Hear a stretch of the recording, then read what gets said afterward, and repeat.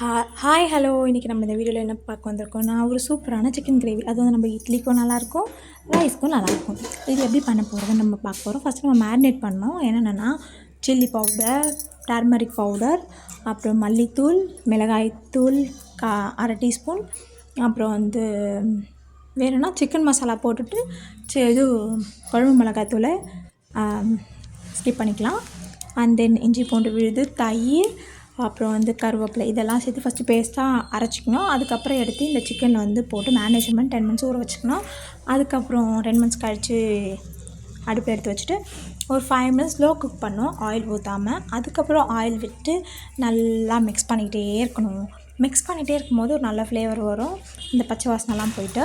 அந்த டைமில் என்ன பண்ணணும், கொஞ்சம் ட்ரையாக இருக்கும்போது கொஞ்சம் தேங்காய் பாலை, நல்லா திக்கான தேங்காய் பால் ஊற்றிக்கலாம். அதுக்கப்புறம் மற்ற ரெண்டாவது பால், மூணாவது தேங்காய் பால், இந்த ரெண்டாவது தேங்காய் பாலையும் மூணாவது தேங்காய் பால் ஊற்றிட்டு லாஸ்ட்டாக ஒரு கலக்கிட்டு இட்லியில் சர்வ் பண்ணால் சூப்பராக இருக்கும். சும்மா பாய்.